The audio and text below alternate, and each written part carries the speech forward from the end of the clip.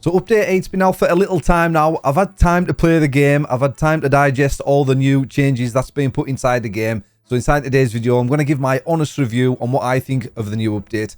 So first up, we're going to be talking about the progression loop they've implemented inside the game in the new update. And I think they've done a good job here. This is one of the things I do like in the new update. It's the progression loop where you get fragments to refine your minis. Then when you refine your minis, you increase your collector level. When you increase your collector level, you unlock new minis. And then moving on to the dioramas, you've got your dioramas there where you collect the skins. And then you upgrade your dioramas with crystal coins. And then you get resources from the piggy bank from upgrading your dioramas. And then when you increase your gallery collection, unlocking skins in the game, you unlock crystal coins, which will then let you upgrade your dioramas forever. But you can see the big loop they've gone in there. And I really think they've done a good job with this. A lot of players might disagree. But one of the main problems Clash Mini had, I feel, was player retention. And like I said there, like the game needs two things in order to go global, in my opinion, and that's good player retention and a healthy monetization system for the game. And this is the whole idea behind the new progression loop. Like I say, I like it. I'm a fan of it. I like what they've done. I think we've had it a bit easy in the past. You know, I done a video for the Clash Mini channel about a year ago now, and I started a free-to-play account, and I got a Barbarian King to maximum level in about 8 hours, I think it was. So it was super easy, and this was part of the issue Clash Mini faced before this update. I think it was holding player retention. So that was the thoughts and ideas going down this route with the new progression loop. And like I say, I like it. I don't mind grinding for things inside of a game and playing the game.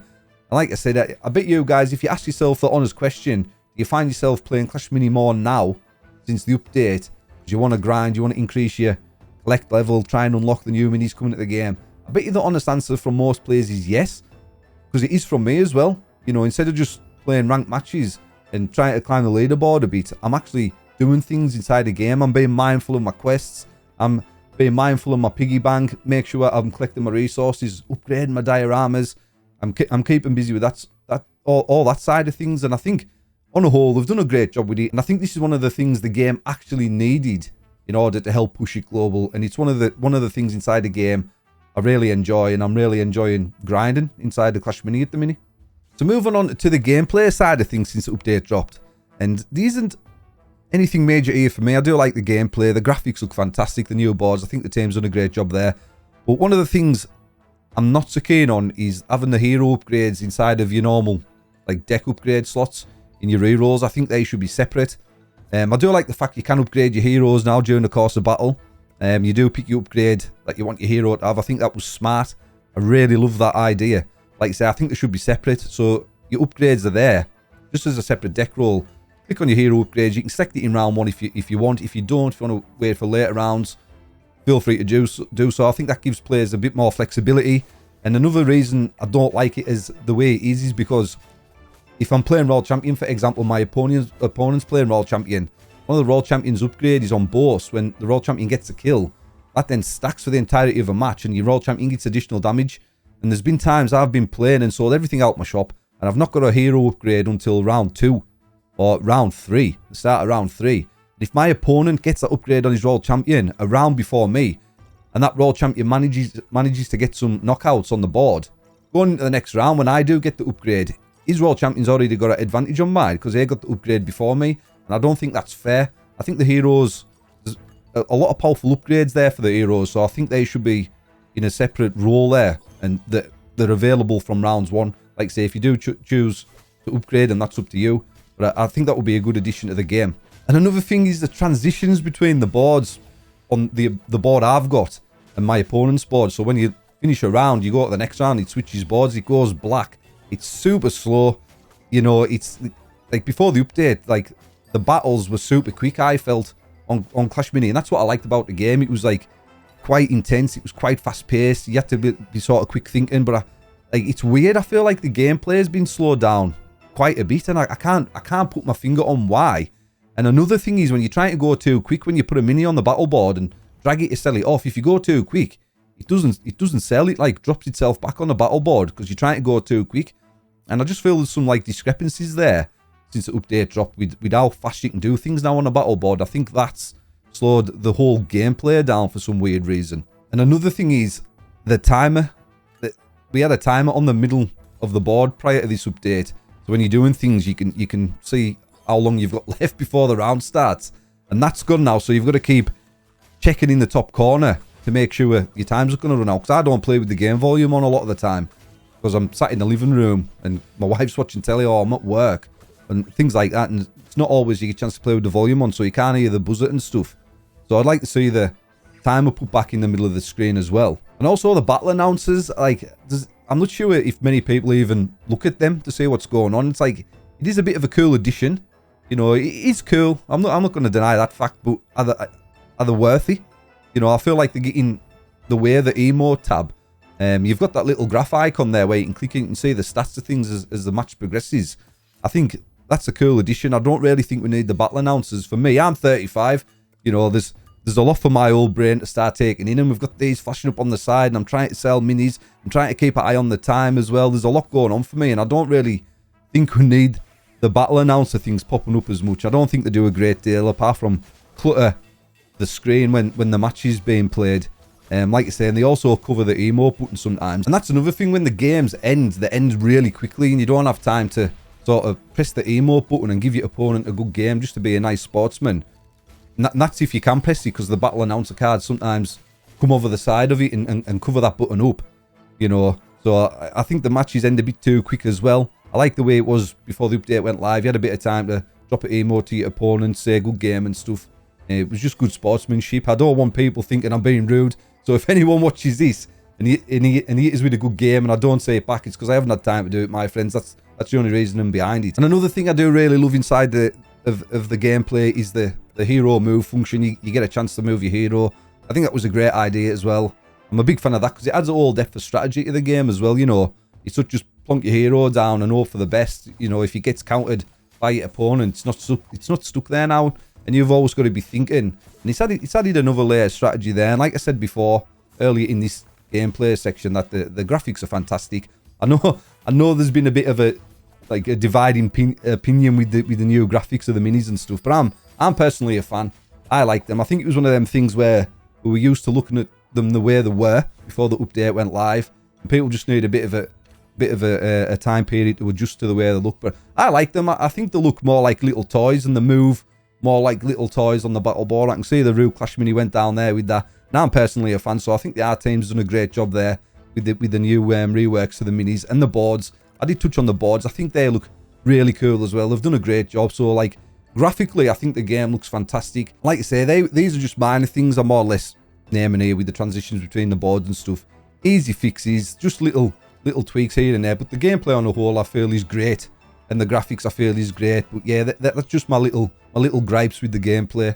So moving on to the big issue inside of the update. By all accounts, I've been reading everything everywhere, watching creators' videos and stuff, and it's the toy machine. And I'm actually personally okay with the SP units being inside the toy machine. I think the toy machine's perceived in the wrong way. It gives off the wrong impression, which I do understand. I do get that. But if you look at, take the gold keys for example, to unlock the SP unit, you need 140 pulls to get the unit that's in the machine. I say that's sort of a leveling up system, you know. So 140, you put a gold key in, it goes down 139. You put another in, goes down 138. You're guaranteed that mini after 140 gold keys, which I don't mind. I think the requirements are too high for the SP unit, but I don't mind it being inside of the toy machine, because like you say, it's giving players something to grind for. They're doing these things in the game, doing the free side of the mini pass, doing the quests, doing things to try and get these minis unlocked. And I still need a couple of these SP units myself. I need the Decoy Adept, the Dark Prince, the Sailor, and I haven't managed to get them yet either. But I do see the idea behind Clash Mini doing this. It's giving players something to play for inside the game to try and get these gold keys. And like I said, I do think the requirements to unlock the SP units out the toy machine, I think the too high, personally. And that's just my honest opinion.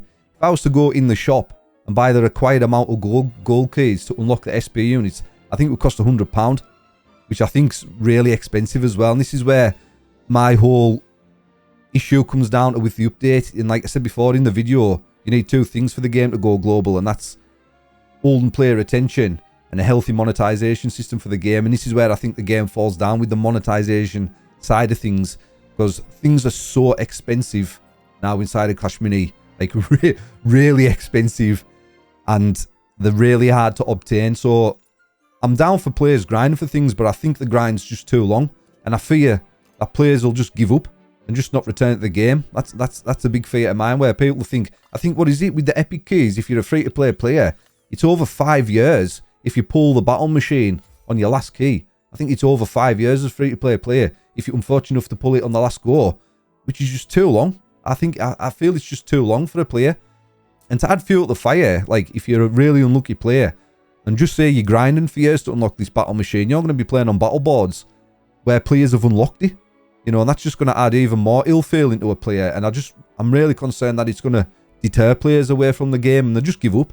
Just think, oh, 5 years or longer for a battle machine. I'm giving up. I'm not playing this anymore.